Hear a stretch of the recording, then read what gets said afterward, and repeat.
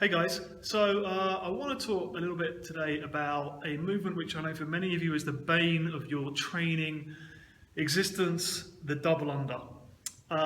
We are doing a lot of double unders at the moment because we know that double unders are going to come up during the open and we want to be prepared. Now, here's a tip for those of you who can do one or two or maybe three double unders but struggle to be consistent, struggle to string them together.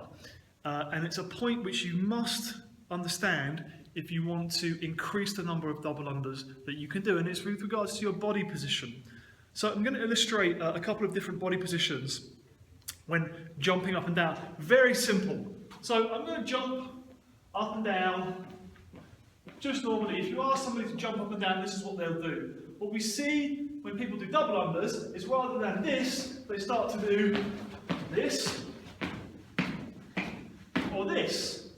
Now, there are two problems here. Problem number one is that it's much harder to jump kicking your feet up in front of you or kicking your feet behind you. It just expends more energy. The second problem is it's an inefficient position, and at some point the rope is going to hit your feet because they're in the way.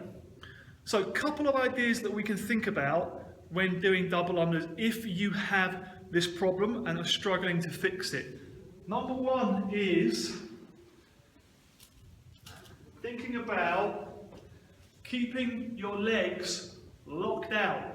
So whether I do a double under or a single under, I'm straight, I'm extending my legs,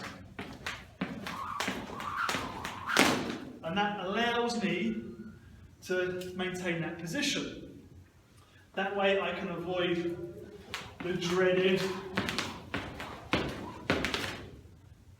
feet behind position. Point number two, if you do the dolphin kick, I'm struggling to do this because it's much harder.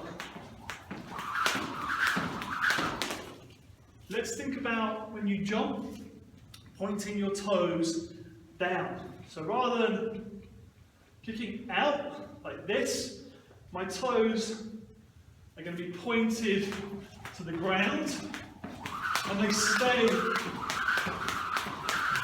down, not out.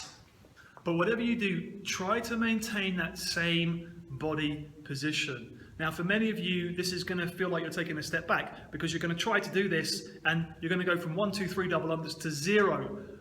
Don't be disheartened. Stick with it. Sometimes you have to take a step back in order to take a step forward. But if you can maintain these same positions, straight up and straight down, the double unders will come.